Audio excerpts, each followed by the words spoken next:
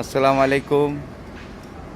LSB operator যারা ভাইয়েরা আছেন, হার্ড জায়গার ভিতরে কিভাবে শিপেল আপনার ড্রাইভ করতে হবে সেটা একটা আপনাদেরকে দেখাচ্ছি আমি।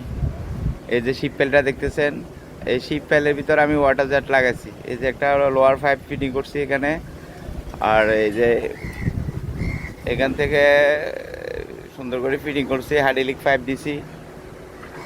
মোটামুটি আপনার 1-1.5 ফিট পাইপ লাগাইছি, হাইড্রোলিক পাইপ লাগানোর পরে এখানে ওয়াটার জেট ফিটিং করছি। এই যে ওয়াটার জেট মোটর, এটা রিজার্ভ টাঙ্কি পানির, এখান থেকে পানি দিয়ে প্রেসার দিচ্ছি, দেওয়ার পরে এই পুলিংটা করতেছি। এই যে পানির প্রেসার আপনাকে দেখাচ্ছি কতটুকু প্রেসারে যাচ্ছে পানি।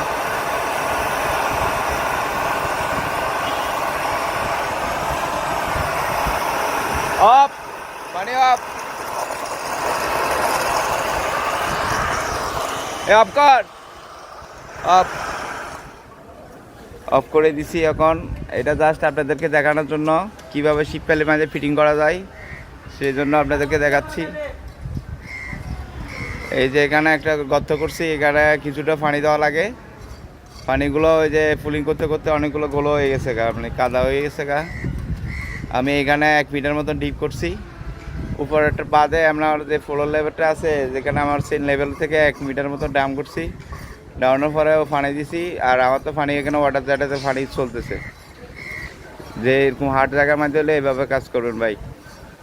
রাখি সবাইকে জন্য দোয়া রইল। যারা এলএসবি অপারেটর আছে, যদি কখনো হয় দেখা, তাহলে এখানে আসি দেখে যেতে পারবেন।